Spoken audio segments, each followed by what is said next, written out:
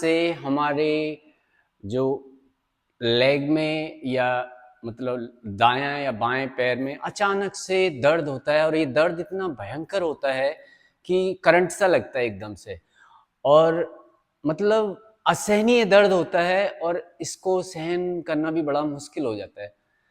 तो इसको हम सियाटिका बोलते हैं, साइटिका।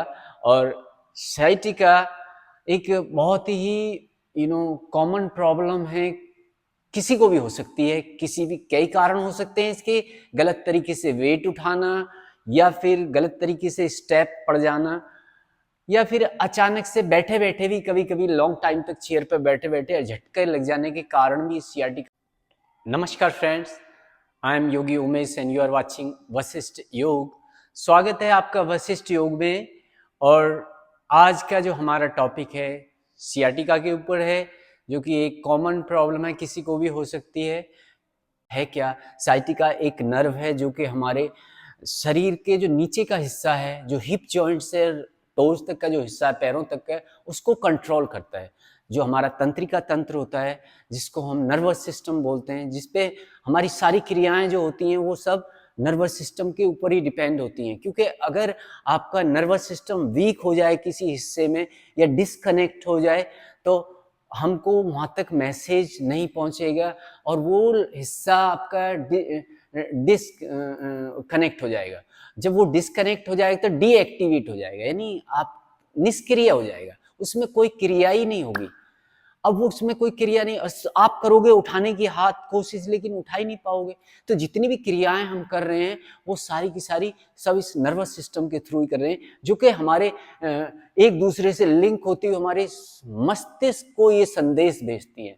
ठीक है, जैसे सपोज करिए आपने कोई भी हाथ किसी के गर्म चीज पे रखा था तो आपको आइडिया हो जाए कि हाँ ये बहुत गर्म है, कम गर्म है या ठंडी है, कोई भी चीज। तो वो भी हमारा तंत्रिका तंत्री। अगर मैं देख रहा हूं तो वो भी हमारी, अगर मैं इससे हमारी जो आईज हैं इससे हम अपना नर्वस सिस्टम डिस्कनेक्ट कर दें तो हम खाली बस देख ही पाएंगे, लेकिन हमको यही नहीं पता चलेगा कि हम देख क्या रहे हैं, तो मैसेज ही नहीं पहुंचेगा क्योंकि माइंड को। तो वैसे ही ये तंत्रिका तंत्र काम करता है। अब ये होता क्या है, जब दर्द कैसे होता है, हमारा जो बैकबोन है, जिसको हम बैकबोन बोलते हैं, हमारा जो रीढ़ की हड्डी है वो छोटी छोटी वर्टिब्राओं से मिलकर बनी, छोटी छोटी हड्डियों से मिलकर बनी है, जिसको 24 वर्टिब्रा 24 हड्डियां होती हैं, जिनको मिला के एक हमारा एक बैकबोन बन जाता है, जो कि हमारे शरीर का आधार है। और ये बीच में खोखली होती है जो रीढ़ की हड्डी होती है, और इसके अंदर से होके ही सारी नर्व गुजरती हैं जो कि हमारे मस्तिष्क से कनेक्ट होती हैं। नीचे के हिस्से को भी कनेक्ट करती हैं और ऊपर के हिस्से को भी। जो सेंट्रल नर्वस सिस्टम है आपका लंबर पार्ट से शुरू होता है, क्योंकि हम जो इसको 4 हिस्सों में बांट देंगे। इस हिस्से को आपका लोअर कॉक्सिकल पार्ट होता है, जिसको हम लोअर पार्ट बोलते हैं, इसको पूंछ भी बोलते हैं, और लंबर पार्ट।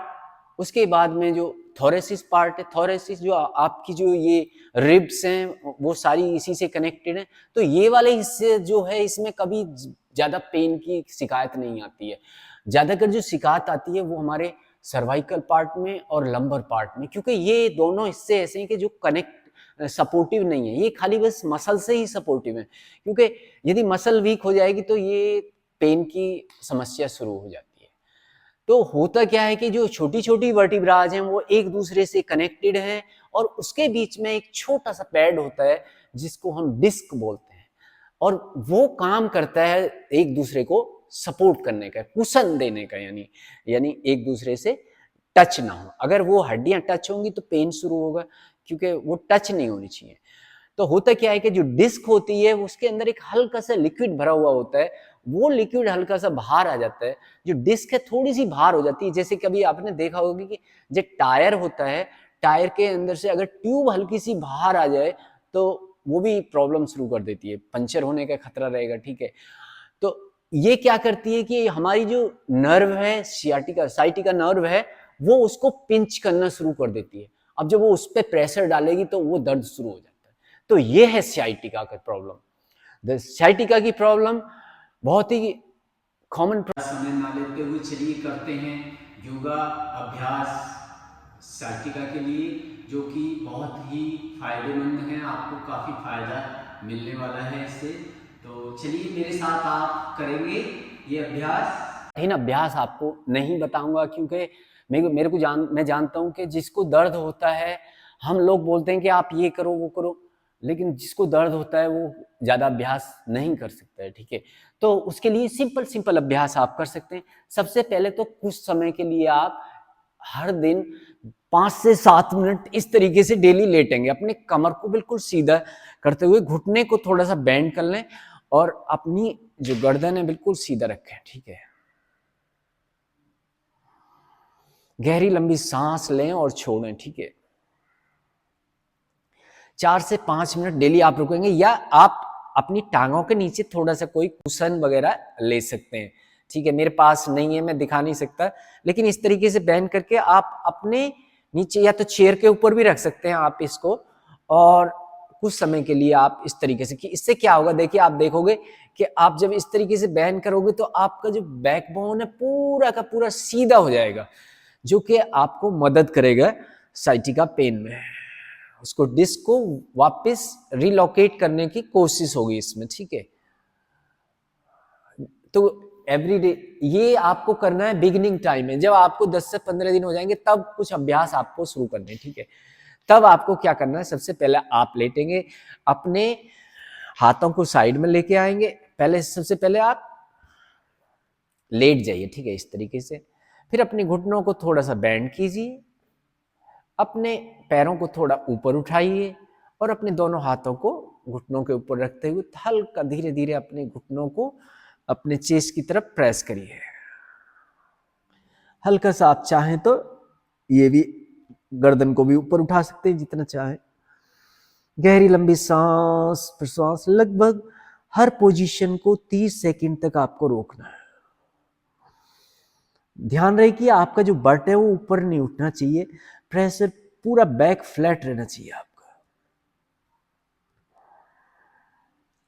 धीरे से वापस आ जाइए, कम से कम 3 बार आप इसको रिपीट करें और धीरे से इस तरीके से।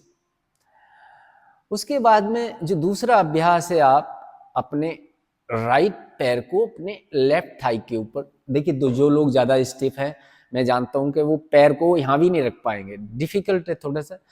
तो इसमें क्या करना है, हल्का सा नीच को बाहर की तरफ प्रेस करते हुए, अब आप चाहें तो हल्का सा इसको पैर को, लेफ्ट पैर को ऊपर उठाइए और अपने दाहिने हाथ को अपने थाइज के अंदर से ले जाते हुए अपने लेग्स को प्रेस करते हुए अब अपनी थाइज को थोड़ा सा प्रेस करिए अंदर की तरफ।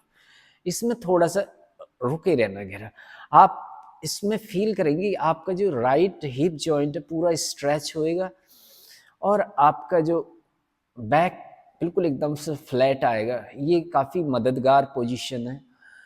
गहरी लंबी सांस लेंगे और छोड़ेंगे, कम से कम एक पोजीशन को 30 सेकंड तक रोक के रखना है। ध्यान रहे कि सांस और प्रश्वास रखनी है, ठीक है। वापस आ जाइए, इसी तरीके से अब आप दूसरे तरफ करेंगे गए। अब अपने लेफ्ट पैर को, अपने बाएं पैर को अपने दाहिने पैर के ऊपर, थाइज के ऊपर रख दीजिए और हाथ को अंदर से ले जाते हुए ये अपने हाथों को क्रॉस करते हुए थोड़ा सा प्रेस करिए इसको। गहरी लंबी सांस लीजिए, छोड़िए। आप मन मन में काउंट कर सकते हैं। हो सकता है कि शुरुआत में आपको थोड़ा सा दर्द फील हो, लेकिन आप उसकी चिंता ना, हल्का सा तो महसूस होगा क्योंकि जो पेन है वो तो पिंच करेगा ही आपको, लेकिन उसकी आप चिंता न करें, करें जरूर ये अभ्यास, ठीक है। फिर धीरे से वापस आ जाइए और फिर धीरे से अपने घुटनों को धीरे धीरे राइट साइड में बेंड करिए ऐसे, ठीक है, हल्का हल्का, ठीक है। इस तरीके से प्रेस करेंगे, ज्यादा नहीं दबाव डालना है, जितना आप सहन कर सकते हैं उतना। गहरी लंबी सांस लेंगे और छोड़ेंगे। इसको उदर कर्षासन बोलते हैं। इसमें आपको बैक काफी ट्विस्ट होगा, इससे मदद मिलेगी आपको बैक पेन में, ठीक है। धीरे से प्रेस करिए दूसरी तरफ। हर आसन को आपको 3 से 4 बार करना है, ठीक है। गहरी लंबी सांस प्रश्वास लेना है और छोड़ना है। उसके बाद में धीरे से वापस आ जाइए। फिर अब यहाँ से हम ब्रिज पोज करेंगे, बहुत अच्छा पोजीशन है। आप ब्रिज पोजीशन यहाँ धीरे धीरे अपने बैक को ऊपर, शुरुआत में आपको दर्द थोड़ा सा होगा लेकिन आप उसको महसूस करें। गहरी लंबी सांस लें और छोड़ें, गहरी लंबी सांस लें और छोड़ें। धीरे धीरे सांस और प्रश्वास आप करते रहें। Inhale exhale, keep pushing your but upside. अपने जो बट्स हैं उनको पूरा ऊपर की तरफ खींचिए, जितना भी आप खींच सकते हैं। गहरी लंबी सांस लेना है और छोड़ना। धीरे से वापस आ जाइए, एक्सेल। फिर वापस धीरे से घुटने बेंड करिए और अपने हाथों को क्रेस करते हुए थोड़ा सा रिलैक्स कर लीजिए। अब धीरे से, अगर आपको ज़्यादा पेन है तो आप जिस साइड को ज़्यादा पेन है आप दूसरे साइड से धीरे से आप टर्न करते हुए वापस, अगर आपको दर्द और उठ जाइए, ठीक है, ये इस तरीके से आप बैठ सकते हैं और धीरे से बैठ जाइए। आप कमर सीधी रखें, ठीक है। अब अपने बाएं हाथ को अपनी राइट घुटने के ऊपर रखते हुए ऐसे थोड़ा सा ट्विस्ट कराएं। गहरी लंबी सांस लें और छोड़ें इसमें।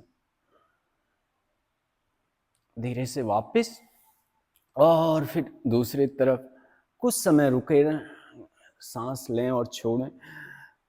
इसमें आपका जो गर्दन और कमर सीधी रहनी चाहिए, ठीक है।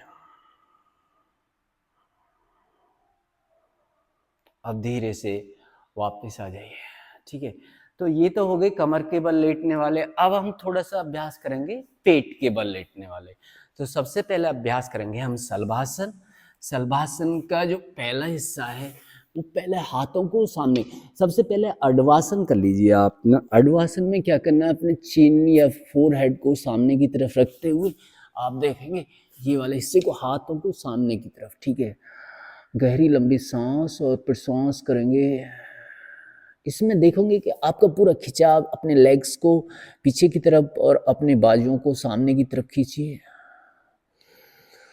इसमें आपका पूरा बैक अलाइनमेंट होएगा, क्योंकि जब आप हाथों को सामने की तरफ खींचोगे, पैरों को पीछे की तरफ, तो जो हमारे डिस्क हैं उनके बीच में थोड़ा गैप पैदा होगा, जो कि जो डिसलोकेट डिस्क है उसको वापस उसमें रिलोकेट करने की कोशिश होगी।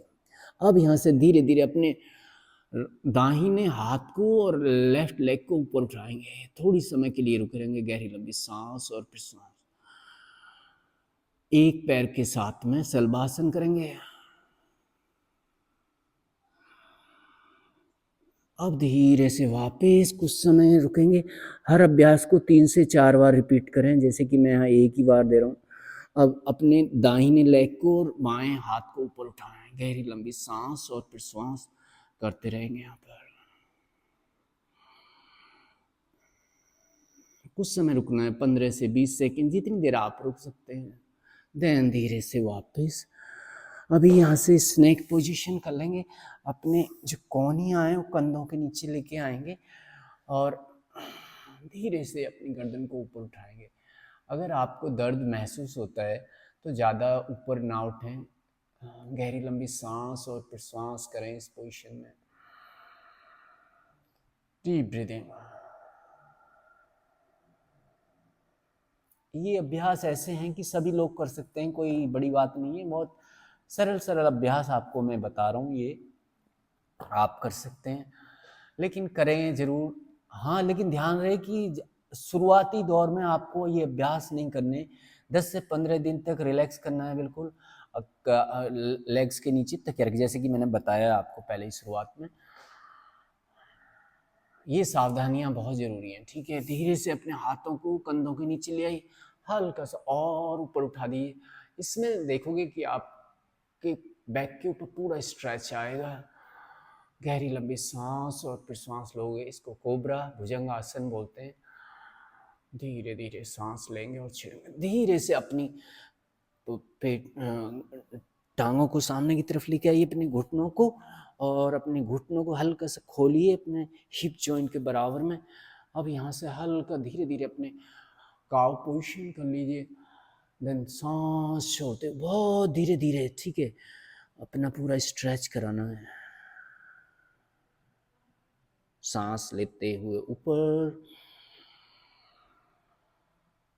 सांस छोड़ते हुए एक्सेल एक्सेल। सांस लेते हुए ऊपर की तरफ, रुके रहना कुछ समय, और सांस छोड़ते हुए। ज़्यादा मूवमेंट नहीं करना है, धीरे धीरे स्ट्रेच कर सकते हैं, आप पुश कर सकते हैं। और सांस लेते हुए वापस कुछ समय इसी पोजीशन में रुकिए, गहरी लंबी सांस लीजिए और छोड़िए। अब धीरे से अपने जो बर्ड्स हैं उनको पीछे की तरफ लेके जाइए, ठीक है। अपनी कमर को सीधे रखिए, ऐसे भी रुक सकते हैं यदि आपको दर्द नहीं होता। अगर आप थोड़ा सा हाथों को आगे की तरफ खींचते हुए अपने सर को नीचे ले आएंगे चाइल्ड पोजीशन में, बालासन में, ये भी अच्छा आसन है, ठीक है। साइटिका के लिए गहरी लंबी सांस प्रश्वास लेंगे और छोड़ धीरे से वापस आ जाइए, ठीक है। देखिए अभ्यास काफ़ी है, लेकिन आप इतना ही करें, इससे भी आपको काफ़ी आराम मिलेगा। आपको अच्छा लगा होगा ये वीडियो, तो आप सब्सक्राइब भी कर लीजिए इसको और लाइक भी कर दीजिए मेरे चैनल को, अगर अच्छा लगा हो आपको और आराम मिला हो। और डेली भी आप इनको रेगुलर अभ्यास भी बना सकते हैं अपना, काफ़ी फ़ायदेमंद हैं ये क्रियाएं, ये आसन, ठीक है। नमस्ते, हरिओम।